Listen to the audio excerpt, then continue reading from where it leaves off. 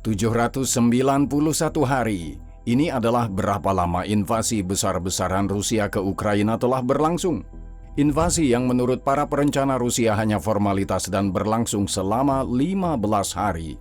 Namun, formalitas tersebut tidak terwujud dan berita terbaru, meskipun Rusia kembali mengambil inisiatif, menunjukkan bahwa perang melawan tidak akan berhenti dalam waktu dekat. Sementara Ukraina akan menerima suntikan dukungan besar-besaran. Pada 24 April 2024, Joe Biden menandatangani paket bantuan senilai 61 miliar dolar untuk Ukraina. Hal ini mengakhiri kisah berbulan-bulan di mana Dewan Perwakilan Rakyat, khususnya Ketua Dewan Perwakilan Rakyat Mike Johnson, mengadakan pemungutan suara mengenai paket bantuan lain sehingga membuat kelangsungan pertahanan kemerdekaan Ukraina menjadi diragukan. Setelah lebih dari 2 tahun perang di mana pihak Rusia mengambil inisiatif, ini adalah salah satu momen paling cemerlang bagi para pendukung Ukraina. Berita ini telah memicu kemarahan yang tidak dapat disembunyikan di Kremlin, dan hal ini seharusnya tidak mengejutkan karena paket tersebut bernilai 2/3 dari anggaran pertahanan tahunan Federasi Rusia. Apa arti paket ini bagi kedua belah pihak dan bagaimana informasi ini dapat dibaca dari sudut pandang konflik garis depan dan negara adidaya global? Mari kita cari tahu di Special Report. Keputusan ini akan membuat Amerika Serikat lebih kaya, semakin menghancurkan Ukraina, dan mengakibatkan kematian lebih banyak lagi warga Ukraina. Ini adalah kesalahan rezim Kiev, kata juru bicara Kremlin Dmitry Peskov mengomentari paket bantuan yang mengalir dari Washington ke Kiev. Dmitry Medvedev pada bagiannya mengambil kesempatan ini untuk berharap Amerika terjun ke dalam perang saudara sesegera mungkin. Presiden Amerika menandatangani paket tersebut pada tanggal 24 April, sehari setelah pemungutan suara di Senat yang dikuasai Partai Demokrat. Namun perlu diingat bahwa kedua hal ini bukanlah masalah dalam perjuangan selama lebih dari 6 bulan untuk mendorong paket bantuan lain. Hambatannya adalah Dewan Perwakilan Rakyat yang dikuasai Partai Republik. Banyak pihak dari politik sayap kanan Amerika menentang paket berikutnya, termasuk Ketua DPR Mike Johnson yang menunda pemungutan suara mengenai paket tersebut. Partai Republik, terutama dari faksi Trump, mengaitkan masalah Ukraina dengan politik dalam negeri, termasuk masalah perbatasan selatan negara itu. Namun pada bulan April, Johnson berubah pikiran dan mengajukan proposal tersebut melalui pemungutan suara yang menghasilkan hasil 311-112. Anggota Kongres dari Partai Demokrat mendukungnya, namun pembagian suara lebih menarik bagi pihak Republik. 101 anggota Kongres dari Partai Republik memilih ya dan 112 memilih tidak, menunjukkan perpecahan yang hampir merata di kubu sayap kanan. Yang lebih menarik lagi, Donald Trump menyetujui keputusan Johnson dengan menyatakan bahwa kelangsungan hidup Ukraina penting bagi Amerika Serikat. Muncul pertanyaan, apa yang mengubah pemikiran Johnson, Trump, dan sebagian dari Partai Republik? Ada beberapa teori. Yang pertama adalah akses ke pengarahan rahasia yang dihadiri oleh Johnson. Sebagai anggota Gang of Eight, sebuah kelompok yang terdiri dari 8 pemimpin Kongres, Ketua Dewan Perwakilan Rakyat AS memiliki akses terhadap intelijen tingkat atas. Saya benar-benar percaya informasi dan pengarahan yang kami dapatkan. Saya percaya bahwa Xi Jinping dan Vladimir Putin dan Iran benar-benar adalah poros kejahatan, kata Johnson baru-baru ini. Pembicara tersebut juga berbicara dengan Kepala CIA, William Burns, yang telah memperingatkan lebih dari sekali bahwa jika Ukraina tidak mendapatkan paket baru dari AS, negara itu bisa kalah pada akhir tahun ini. Alasan perubahan sikap mendadak Johnson mungkin juga bersifat pribadi. Saya ingin berada di sisi baik sejarah, kata Johnson kepada Michael McCaul, Ketua Komite Urusan Luar Negeri. Johnson mengomentari pembukaan blokir bantuan, juga mengatakan bahwa dia lebih suka mengirim peluru ke Ukraina daripada anak laki-laki Amerika. Juga mengacu pada putranya yang masuk Akademi Angkatan Laut AS. Namun, keputusan tersebut mungkin juga merupakan taktik politik pragmatis belaka. Pemilihan presiden semakin dekat dan mungkin ada penilaian bahwa memperpanjang kebuntuan akan merugikan peringkat Trump dalam jangka panjang, terutama di kalangan mereka yang ragu-ragu. Apapun motifnya, berita tersebut diterima dengan sangat lega di Kiev. Saya berterima kasih kepada semua teman kami di Amerika Serikat serta mitra kami di seluruh dunia yang melihat peluang dan tugas bersama seperti yang kami lakukan di Ukraina, kata Presiden Ukraina Volodymyr Zelensky menanggapi berita dari Amerika Serikat. Pada saat yang sama, ia menyuruhkan pengurangan maksimum waktu yang diperlukan untuk transfer fisik bantuan yang disetujui ke Ukraina.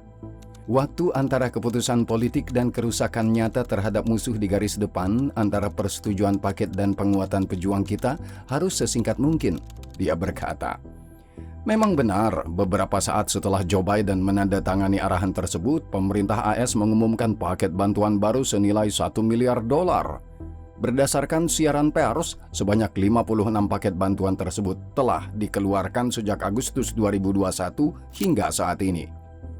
Menurut informasi, Ukraina akan menerima antara lain rudal pertahanan udara RIM-7 dan AIM-9M, rudal Stinger, amunisi HIMARS, peluru artileri 155 mm, kendaraan tempur Bradley, kendaraan MRAP, Humvees, kendaraan pendukung logistik, rudal anti-tank, peluncur Javelin, dan AT-4. Amunisi untuk peluncur artileri HIMARS mungkin termasuk rudal ATACMS yang tampaknya juga diam-diam dikirimkan Amerika ke Ukraina pada bulan Maret tahun ini sebagai bagian dari paket awal senilai $300 juta. Dan lebih dari seminggu yang lalu, ATACMS memakan korban pertamanya. ATACMS Ukraina menembaki pangkalan Rusia di Zankoy di Crimea pada 17 April. Lebih dari 100 tentara Rusia tewas atau terluka dalam serangan di pangkalan yang terletak 165 km dari garis depan. Penasihat Keamanan Nasional Gedung Putih Jake Sullivan dalam sebuah pengarahan membenarkan bahwa sejumlah besar rudal telah dikirim ke Ukraina dan menambahkan bahwa kami akan mengirimkan lebih banyak lagi. Ingatlah bahwa jangkauan mereka ditetapkan pada 300 km atau 185 mil dan ketepatan serangan dihitung dalam meter. Politico juga melaporkan bahwa selain bantuan tersebut, Amerika juga mempertimbangkan untuk mengirimkan 60 penasihat militer. Mereka akan membantu pelaksanaan bantuan tetapi tidak akan bertugas di garis depan. Kabar dari seberang lautan pun diamini oleh pihak Inggris. Pada tanggal 23 April saat berkunjung ke Warsawa, Perdana Menteri Inggris Rishi Sunak mengumumkan paket bantuan militer terbesar ke Ukraina hingga saat ini senilai £500 juta. Ini akan mencakup 400 kendaraan, termasuk 160 Husky, 162 kendaraan lapis baja lainnya, 78 kendaraan segala medan, 60 kapal, dan 1.600 rudal, termasuk rudal Storm Shadow. Mempertahankan Ukraina dari ambisi brutal Rusia sangat penting bagi keamanan kita dan seluruh Eropa. Jika Putin dibiarkan berhasil dalam perang agresi ini, dia tidak akan berhenti di perbatasan Polandia, kata Sunak. Ditambah lagi dengan apa yang disebut inisiatif Ceko, yang menurut Perdana Menteri Ceko diharapkan dapat menjamin tidak kurang dari 1,5 juta peluru artileri untuk Ukraina pada akhir tahun ini. Ingatlah bahwa Ceko menjadi perantara pasokan proyektil kaliber 155 mm ke Ukraina dari negara pemasok yang memilih untuk tidak disebutkan namanya. Kemungkinan besar termasuk sekutu informal Rusia dalam kelompok BRICS Plus, yaitu India dan Afrika Selatan. Sejauh ini, 0,5 juta rudal telah diamankan, dibiayai oleh negara Uni Eropa dan Kanada. Jangan lupa bahwa paket bantuan yang kurang inovatif namun penting juga diumumkan oleh masing-masing negara Eropa. Bundestag telah meloloskan rancangan undang-undang yang mengizinkan transfer bantuan militer sebesar 7,6 miliar euro pada akhir tahun ini. Perancis berencana mengeluarkan dana hingga 3 miliar euro dan Belanda 2 miliar euro pada periode yang sama.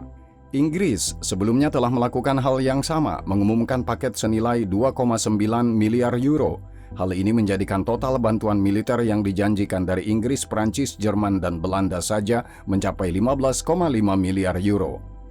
Namun negara-negara kecil juga tidak kalah aktifnya. Pada bulan Februari saja, bantuan militer dari negara-negara Skandinavia berjumlah sekitar 1,4 miliar dolar. Finlandia menjanjikan sekitar 206 juta dolar. Paket Denmark senilai 247 juta dolar, Norwegia menyumbangkan peralatan senilai 325 juta dolar, dan Swedia 682 juta dolar Amerika. Namun demikian, setelah paket AS disahkan, beberapa pembuat opini di AS kembali berargumen bahwa Eropa tidak cukup mendanai upaya perang Ukraina, berbeda dengan AS.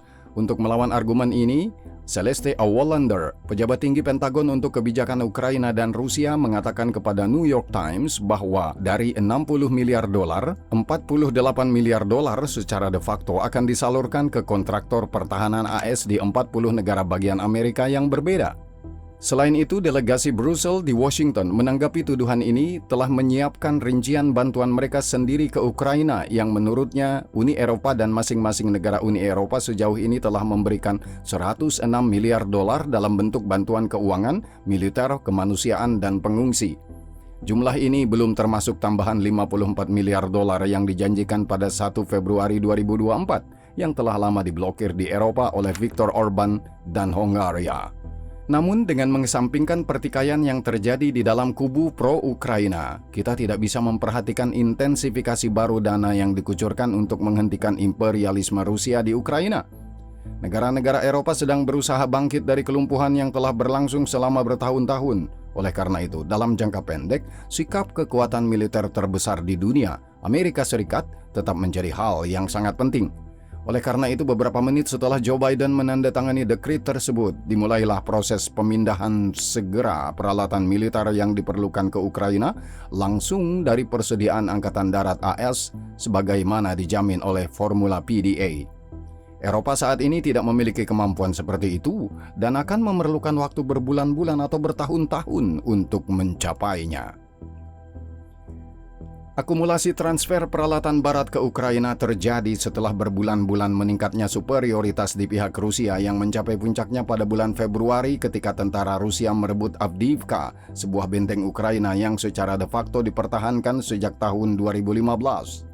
Kini pasukan Kremlin bergerak maju ke Chasiv Yar di sebelah barat Bakhmut, kota penting di puncak bukit yang dapat membuka pintu bagi Rusia untuk maju ke pusat kota utama seperti Kostiantynivka atau yang paling penting Kramatorsk, tempat pusat komando regional angkatan bersenjata Ukraina berada. Kota Novobakhmutivka dan Oseretin di pinggiran Donetsk juga direbut atau hampir direbut. Dalam pernyataannya baru-baru ini, Sergei Shoigu menyebutkan 3 lokasi di mana Rusia sedang maju dan, menurut pendapatnya, telah merebutnya. Bohdanivka, Timur Laut Chasiv Yar, Pervomaisky, Barat Daya Avdiivka, dan Novomykhailivka, Barat Daya Donetsk. Namun, menurut Institute for the Study of War, masih belum ada bukti visual mengenai perkembangan tersebut. Namun demikian, tidak ada keraguan bahwa Ukraina dengan sangat tidak sabar menunggu senjata dan amunisi barat. Keunggulan Rusia belum mengakibatkan runtuhnya lini depan, tidak termasuk Avdiivka. Ukraina berhasil mempertahankannya, namun dalam jangka panjang hal ini akan semakin sulit bahkan mustahil.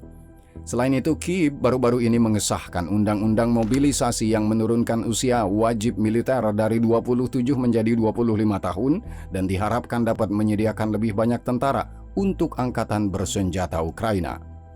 2 minggu kemudian, Kyiv mengeluarkan undang-undang lain yang mewajibkan semua pria berusia antara 18 dan 60 tahun untuk mendaftar menjadi tentara Ukraina dan membawa dokumen pendaftaran setiap saat.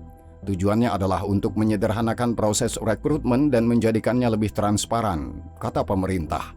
Laki-laki usia kerja yang tinggal di luar negeri tidak akan dapat memperbarui paspor mereka di konsulat Ukraina tanpa dokumen registrasi yang masih berlaku. Proyek ini pasti akan mempersulit mereka yang menghindari wajib militer saat ini.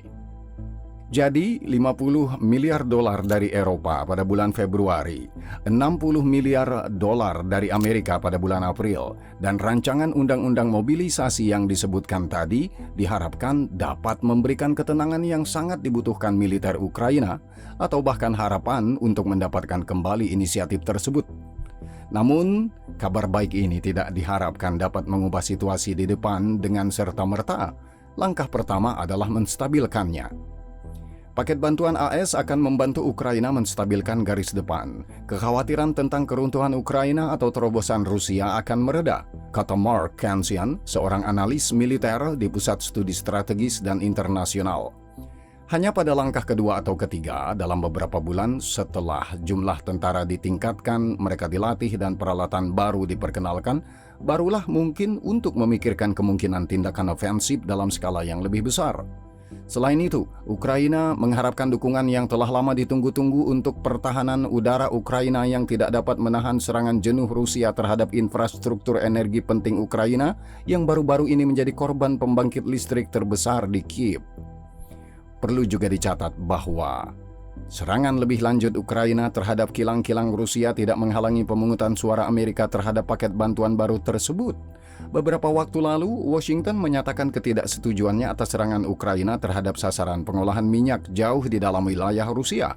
Sementara itu, ketika Senat AS sedang melakukan pemungutan suara mengenai RUU tersebut, semakin banyak drone Ukraina yang menghujani fasilitas penyimpanan bahan bakar Rusia di Rasdorovo di wilayah Smolensk.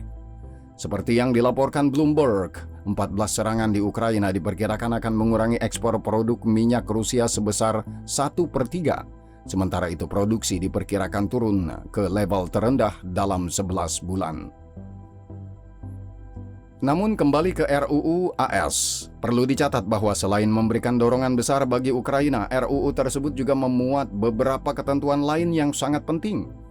RUU tersebut juga berisi rekomendasi untuk apa yang disebut UU Repo yang memberi wewenang kepada Presiden Biden untuk menyita aset-aset Rusia yang dibekukan yang saat ini disimpan di bank-bank AS. Memang benar, sebagian besar aset Rusia yang dibekukan senilai 300 miliar dolar berada di Eropa. Hanya 6 miliar dolar yang ada di Amerika Serikat. Namun meskipun dana sebesar 6 miliar dolar ini tidak akan mengubah nasib Ukraina, meskipun pasti akan membantu kemungkinan rekonstruksi, namun yang lebih signifikan adalah fenomena presiden yang mungkin dilakukan Amerika dengan penyitaannya. Dengan kata lain, Amerika, khususnya pemerintahan Joe Biden, mungkin mengambil tindakan yang akan memicu efek domino dan pada akhirnya akan melakukan penyitaan penuh atas dana-dana pasca Rusia. Tentu saja yang dipertaruhkan adalah reputasi. Pertama-tama, institusi dan negara yang akan melakukan penyitaan. Mereka takut akan dampak arus keluar modal, sebut saja arah non-barat. Kedua, reputasi dolar itu sendiri yang posisinya sebagai mata uang cadangan terpengaruh oleh pergerakan tersebut. Jika Amerika dengan menyita uang Rusia memutuskan bahwa hal ini tidak terlalu berpengaruh terhadap hegemoni dolar, mereka mungkin akan memulai pembentukan bola salju yang pada akhirnya akan menjadikan Ukraina sebagai penerima manfaat utama dari dana tersebut. Mereka akan dibayar dalam bentuk reparasi karena tidak ada ilusi bahwa Kiev akan menerima reparasi dari Moskow. Hal ini memerlukan kekalahan total bagi Rusia dan hal itu sepertinya tidak akan terjadi saat ini. Selain itu, undang-undang tersebut meminta pemerintah untuk mentransfer rudal ATACMS sesegera mungkin, meskipun seperti yang kita ketahui sekarang, ATACMS sudah berada di Ukraina. Sisa paket 95 miliar dolar, yakni 34 miliar dolar, diperuntukkan bagi Israel, Gaza, dan Taiwan. Dari jumlah tersebut, dari 5 miliar dolar akan digunakan untuk melengkapi sistem pertahanan rudal Israel, termasuk Iron Dome. Namun 8 miliar dolar untuk sistem dan senjata lain yang disediakan oleh AS kepada Israel di bawah program pembiayaan militer asing. Lebih dari 9 miliar dolar untuk bantuan kemanusiaan di Gaza. Sementara 8 miliar dolar untuk Taiwan ditujukan untuk melawan Tiongkok. Dari jumlah tersebut, lebih dari 3 miliar dolar akan digunakan untuk meningkatkan infrastruktur kapal selam. Mari kita ingat, sebuah ceruk di mana Angkatan Laut AS memiliki keunggulan signifikan dibandingkan Angkatan Laut PLA. 2 miliar dolar lainnya akan dihabiskan untuk mengisi kembali senjata AS di Taiwan. Terakhir, RUU tersebut mencakup apa yang disebut TikTok ban atau larangan TikTok yang memaksa perusahaan Tiongkok ByteDance untuk menjual TikTok di AS. ByteDance memiliki waktu 9 bulan untuk menjual aplikasinya atau dilarang. Pemblokiran bantuan AS ke Ukraina, berlanjutnya dukungan terhadap Israel, dan serangan terhadap beberapa elemen proyeksi kekuatan Tiongkok, baik kinetik di Taiwan atau kekuatan lunak melalui TikTok. Setelah meningkatnya narasi isolasionis baru-baru ini, Amerika mengesampingkan hal tersebut dengan undang-undang baru. Ini bukanlah sebuah tindakan revolusioner, melainkan sebuah langkah yang diperhitungkan untuk mempertahankan tatanan keuangan Amerika di dunia sesuai dengan kepentingan nasional Amerika yang telah ditetapkan. Hal ini juga dibuktikan dengan sangat luasnya spektrum yang dicakup oleh paket baru ini, mulai dari Ukraina hingga aset Rusia, perang Israel-Arab, Taiwan, hingga TikTok milik Tiongkok. Dalam konteks ini, menarik juga untuk mencermati sikap Donald Trump yang menunjukkan persetujuan moderat DPR terhadap langkah tersebut. Fakta ini mungkin mendukung pandangan dari kelompok komentator ini yang percaya bahwa terpilihnya Trump sama sekali tidak akan berprasangka buruk terhadap sikap isolasionisme Amerika, meninggalkan Ukraina dan perpecahan NATO, melainkan bahwa permainan Trump terutama diperhitungkan untuk kepentingan domestik dan memenangkan pemilu, dan kebijakan luar negeri tidak perlu menjalani kalibrasi ulang secara menyeluruh. Terlepas dari pendapat apapun, paket bantuan baru ini tidak diragukan lagi merupakan berita terbaik bagi warga Ukraina tahun ini. Hal ini tidak akan memenangkan perang bagi Ukraina, namun akan membantu Ukraina untuk tidak kalah. Hal ini ditambah dengan pola ketegasan yang stabil dalam kebijakan pertahanan Eropa dan perlunya mobilisasi yang lebih besar di Ukraina sendiri setelah berbulan-bulan pesimisme, memungkinkan kita untuk melihat dengan lebih optimisme mengenai prospek memukul mundur imperialisme Rusia. Pada saat yang sama, hal ini merupakan hambatan lain bagi kepercayaan diri Kremlin yang semakin meningkat, yang menandakan adanya kemajuan dalam waktu dekat setelah berbulan-bulan mengalami kelesuan. Sementara itu, transfer bernilai miliaran dolar dari AS dan Eropa menandakan perlawanan yang berintensitas tinggi dan berkualitas tinggi selama berbulan-bulan dari Ukraina atau bahkan serangan langsung. Dan hal itu pada gilirannya berarti berbulan-bulan masalah lagi bagi Kremlin dan Federasi Rusia secara umum. Jadi, tidak mengherankan jika semua anjing top Vladimir Putin mulai menggonggong lagi dengan keras.